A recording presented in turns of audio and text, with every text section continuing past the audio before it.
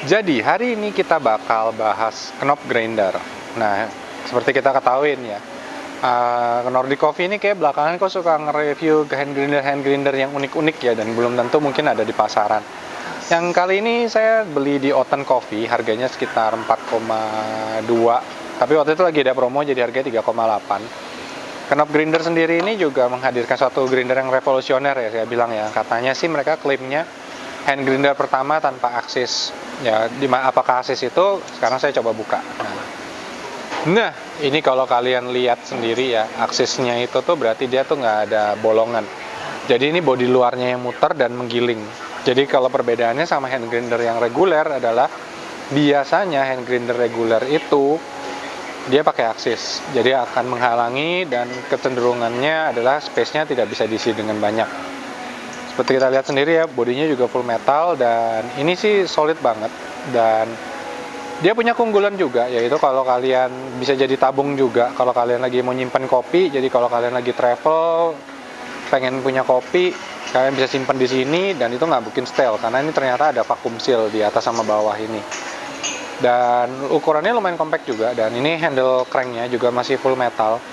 Cara pasangnya seperti ini. Nah, kita bisa lihat ya, desainnya ini slim banget dan setelah kata ya well thought lah, atau layak dipikirkan dengan baik. Habis gini kita bakal nyoba seduh dan saya pengen tahu lagi karakternya seperti apa. Jangan kemana-mana. Jadi hari ini kita bakal ngebrew kopi Kawalaloa Roasting sama Ordinary. Ini kopi ini dikasih sama Kobudi. Thank you Kobudi. Jadi kita bakal tahu, pengen juga. Berapa gram ini saya lupa. Ups. Oke, ini 15 gram. Jadi pas banget. Kita bakal nyobain giling. Jadi kalau kalian notice, ini kalau gilingan biasa muternya adalah searah jarum jam. Kalau ini harus berlawanan arah karena dia aksisnya yang muter adalah bodi luarnya. Sekarang kita bakal ngitung untuk 15 gram kopi dengan gilingan medium atau 1000 mikron. Ini habisnya berapa lama?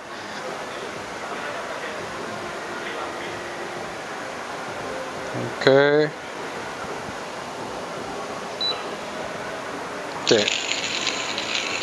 Untuk gilingan sendiri sih lumayan convenient ya, atau lumayan empuk juga.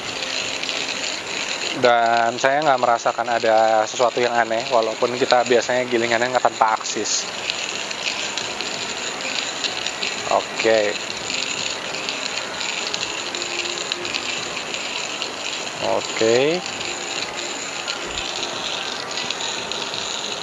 27 kurang lebih di 32 detik. Jadi lebih lama, slightly lebih lama dibandingkan hand grinder saya yang lain. Tapi hasil gilingannya cukup empuk juga. Habis gini kita bakal ngeliat kurang lebih gimana sih hasil gilingannya di knob grinder ini. Sebentar.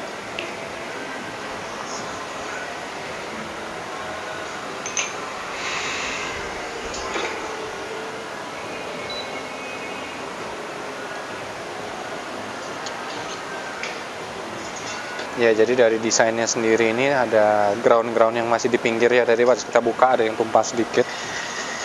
Sekarang kita coba lihat hasil gilingannya.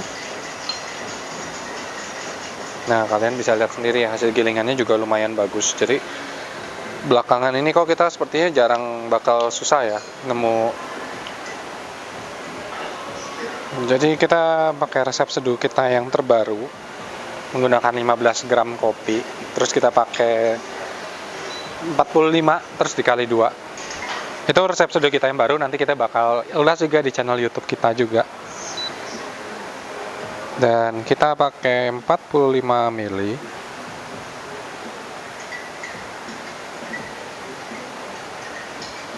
Terus kita tunggu selama 30 detik, habis itu kita pouring lagi 45 ml, terus kita finish dengan Melo Drip. Jadi ada fungsinya juga sih, kenapa? Nanti kita bakal bahas lebih dalam lagi di channel YouTube-nya kita. Tapi untuk sementara kita bakal cobain hasil gilingannya dengan resep yang kita paling familiar. Sudah 30 detik, kita masuk lagi sampai 90.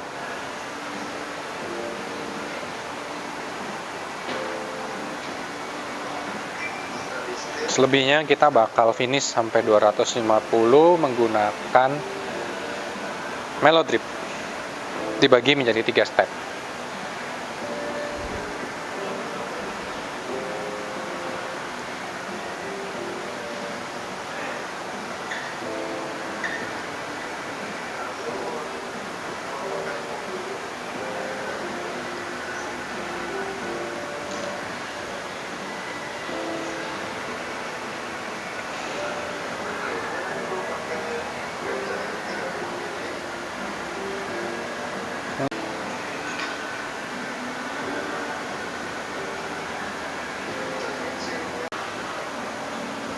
Waktunya antara tadi 2 menit 30 sampai 2 menit 40 detik ya. Oke, kita bisa nyium aroma yang something yang floral, terus ada juga aroma sedikit aroma natural nih, seperti mungkin kayak hibiscus.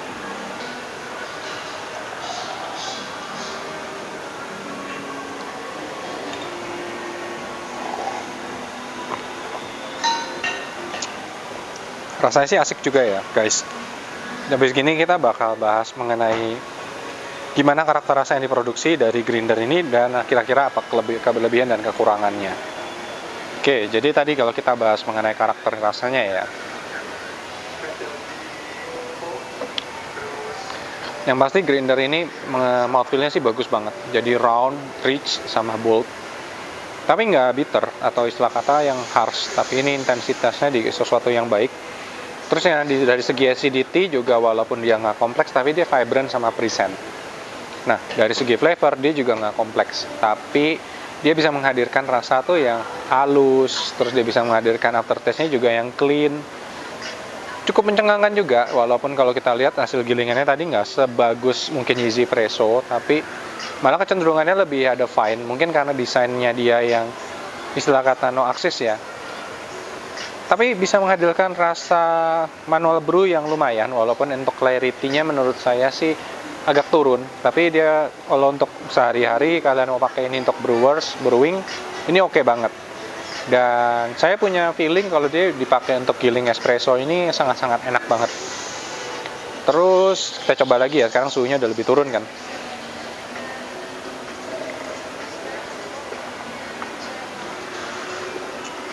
Ya, acidity-nya juga mulai naik. Tapi yang saya paling highlight dan paling keren adalah bodinya. Bodinya itu bisa rich, creamy, bulat, round.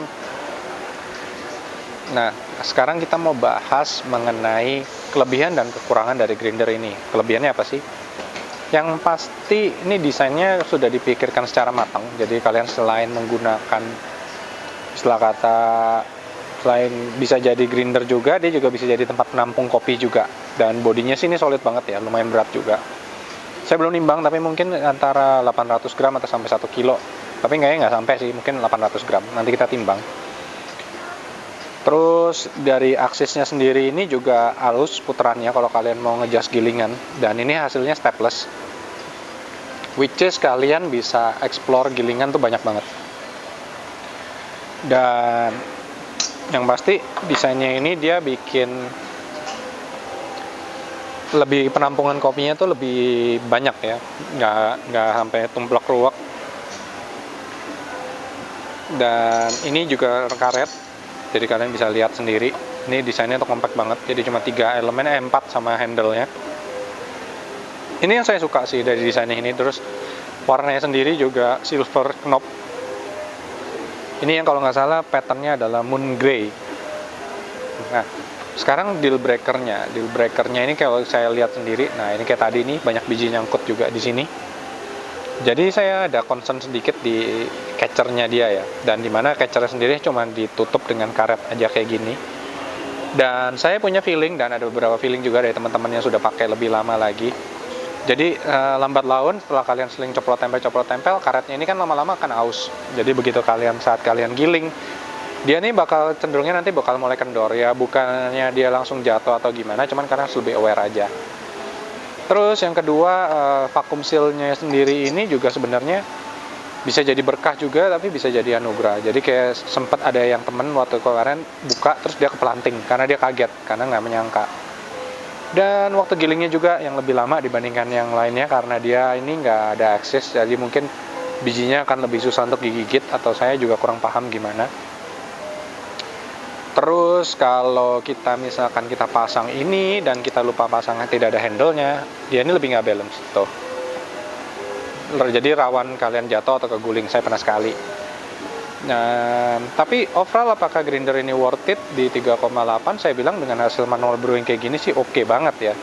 Clean, bersih, terutama di posisi bodinya ini bulat banget. Acidity-nya juga bagus. Sweetness-nya juga tinggi, tapi walaupun clarity di flavornya ini masih kurang ya, kalau saya bilang susah untuk dideskripsikan. Tapi overall grinder ini sih oke banget kalau kalian mau koleksi atau kalian belum punya grinder yang istilah kata nggak ada eksisnya. Kurang lebih gitu aja. Menurut kalian gimana? Apakah grinder ini revolusioner atau enggak? Klik kalau kalian punya udah pernah kayak juga, kalian bisa tanyain atau klik like, subscribe, komen di bawah. Dan semoga membantu dalam kalian memilih grinder. Sampai jumpa.